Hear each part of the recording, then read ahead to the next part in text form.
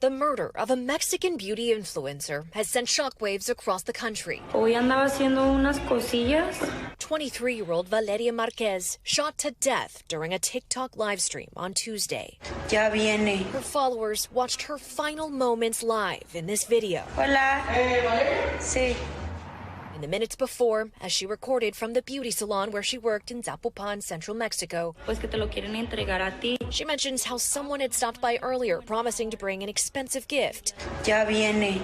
Later on, clutching a pink stuffed animal, Marquez looks out of frame before saying, "They're coming," and a voice in the background asks for her by name. Hey, Valeria. Sí.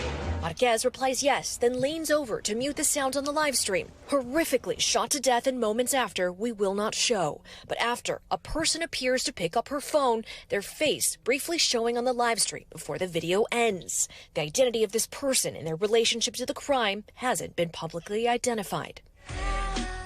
It would be the last video from Marquez, a rising online star in Mexico with nearly 200,000 followers between Instagram and TikTok. Now Mexico's president, Claudia Sheinbaum, con esta lamentable situación, vowing justice.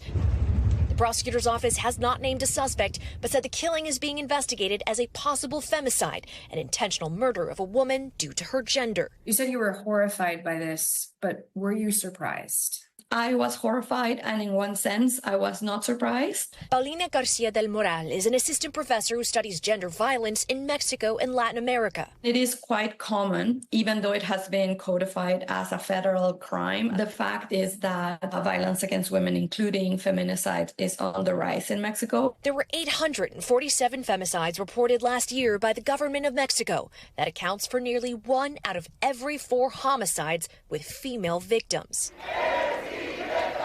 Fighting femicide was a big part of Sheinbaum's recent presidential campaign in Mexico. And while the murder of Marquez is still being investigated, Garcia del Moral says femicide is a pervasive problem in Mexico that will take time to address. There has to be change at the institutional level to recognize the institutional responsibility for creating conditions for women to be murdered with impunity. And if that can change, then yes, I believe there could be change, but that's going to be really hard.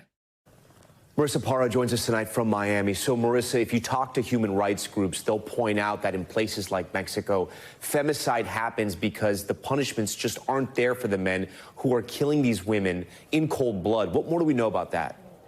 Well, it's interesting you bring that up because we know it varies state to state, and it's not just the punishment itself, Tom. We know that the punishment can vary anywhere between 50 to 60 years in places like Oaxaca, but then in a place like Michoacan, the punishment can be 20 to 50 years in prison. But that's just the punishment itself. Even the definition of femicide, what meets the criteria for femicide, varies state to state. But on top of that, the punishment does not find every person that is the perpetrator. There's various investigations that have to be done. They are very complex. Not every state has the resources to do that, Tom. And according to Amnesty International and organizations like that, 95% of femicide cases go unpunished, which, as we heard from the expert there, a big reason why this remains such a pervasive problem in this country of Mexico, Tom.